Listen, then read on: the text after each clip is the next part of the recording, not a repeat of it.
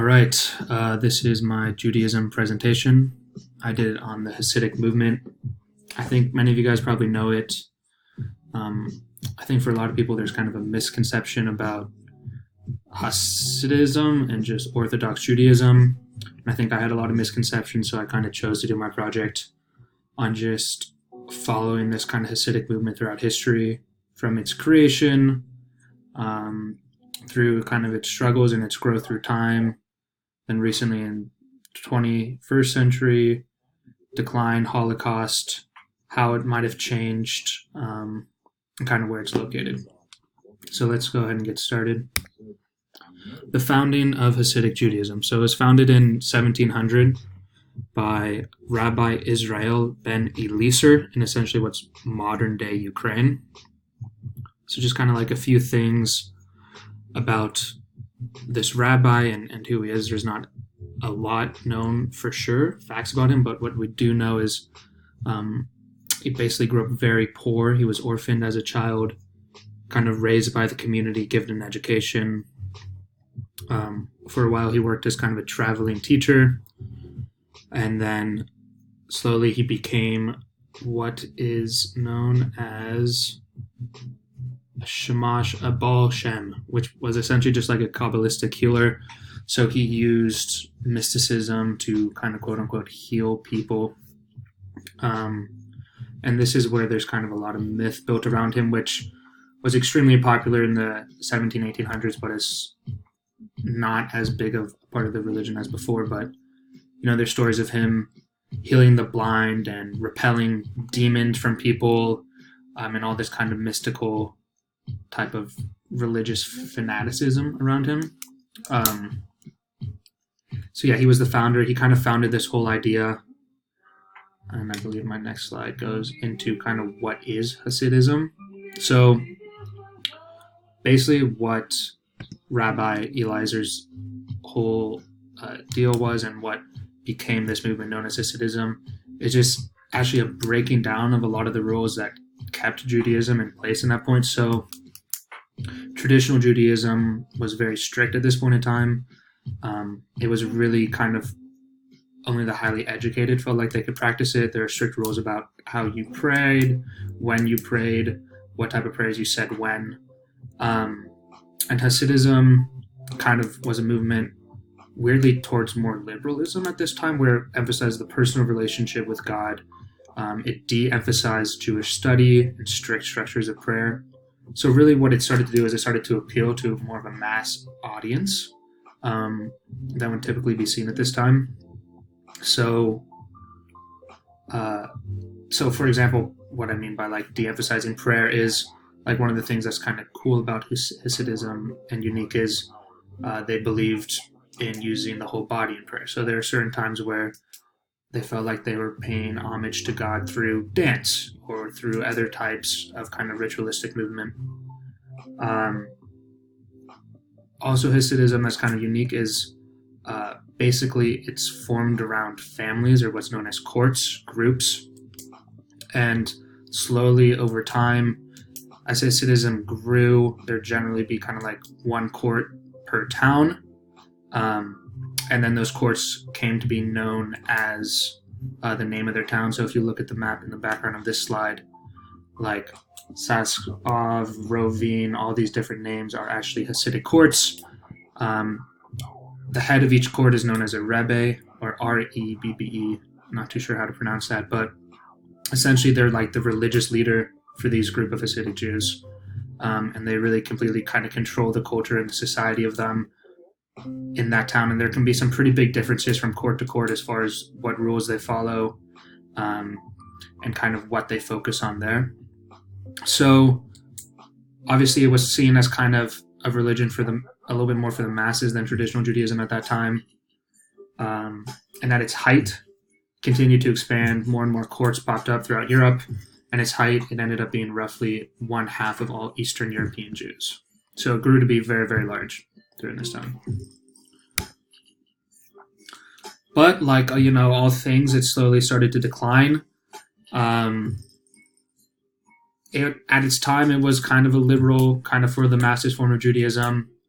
Then it slowly became entrenched within their own rules and traditions.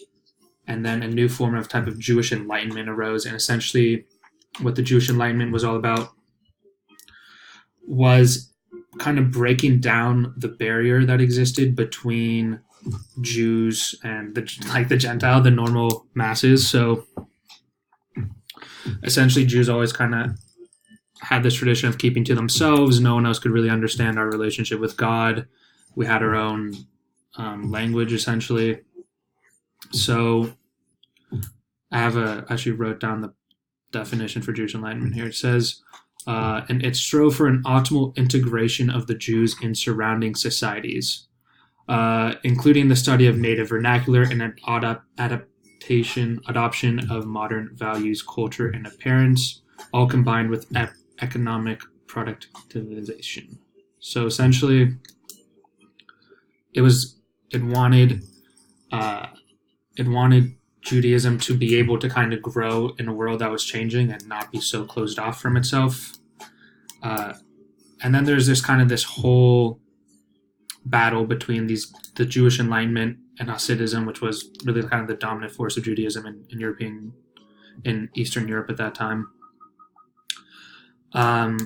So slowly they started to decline as this kind of easier form of Judaism started to rise in prominence. And then, of course, the thing that really was a huge hit, obviously, was the Holocaust. Hasidic Jews were pretty easy to point out. It was hard for them to hide. So they were definitely hit pretty hard. So then kind of what happened after the Holocaust ended, World War II came to an end, and a lot of them chose to leave Europe. I think kind of for obvious reasons. They didn't feel safe there anymore. So the majority of them came to either the US or Israel, and slowly had kind of a slow, gradual revival. Although now in the US, they've really grown, and they're about 10% of all Jews in the US, which is extra incredible considering that in the US they're mostly just focused in New York. So I think that really shows just how many Hasidic Jews are in New York if they make up 10% of all the Jews in the US. So then the map to the right over here is just kind of breaks down the percent of Jewish population in each state, which I just thought was kind of interesting. So if you see like New York, 9%, it's by far the largest in the US. There are a lot of Jews in New York. The stereotype is true there. And then kind of all along these East Coast territories, northern East Coast, there are a lot of Jews. I was actually surprised by how many there are in Florida. US, Arizona also have pretty large amounts here of Jews. So once Hasidism reached the US, it's slowly kind of become an entrenched thing. And they've kind of continued to keep themselves apart and fight the more enlightened, quote-unquote, Jews.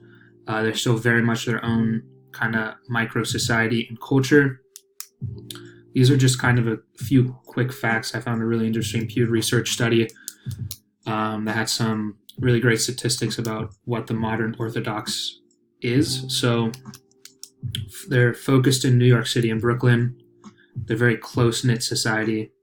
They're very focused inward. They're more focused inward now than ever before in history as a result of kind of the Holocaust. 79% of the Orthodox say that observing Jewish law is essential versus just 13% of other Jews. 81% send their children to exclusively Jewish schools or yeshivas. And that kind of points to, the fact that Orthodox parents are extremely controlling of the relationships and friendships that their kids get into. In fact, arranged marriages are still very common in the Orthodox and Hasidic culture.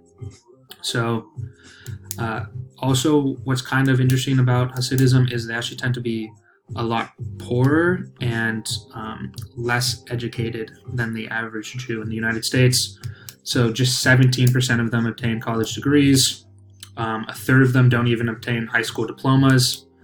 And again, because they're so within their own culture and unit, it's generally viewed as a thing that they don't really need to do. What they need to do is study the Torah, kind of do as their Rebbe says, follow instructions. So, yeah, it's just like this really interesting kind of closed culture in the United States. But that being said, it's not completely closed off. It's slowly adapting and changing. Although originally this is just a crazy quote that I found. I thought it'd be here. So this is kind of the old mentality of Hasidism. Right here on the first quote, it's what's new is forbidden by the Torah. That's a pretty strong statement to say, and to give to that. So, but nothing can remain the same forever. So the introduction of the internet, cell phones, computers, basically that just means the access to ideas is now greater than ever before. You can't completely close off this new generation of Hasidic Jews. They're going to have access to the internet, be able to see new ideas. Slowly, they're also letting in medicine, which is a new thing, and DNA testing, which is really interesting. So Tay-Sachs is this essentially genetic disease that's very prevalent in Hasidic Jewish culture. There's a lot of people who carry both sets of the genes, male and female. So in certain parts, it is now part of the arranged marriage process where both people have to get DNA tested before they're allowed to have kids and get married in order to make sure they don't get this disease. So, yeah, modern inventions, modern medicine, slowly working their way in there and is causing changes. So that, I think, kind of just takes us through everything about Hasidic Judaism from their creation with Rabbi Eltzer, to their growth, their decline, and now where they are in modern America. So thank you very much.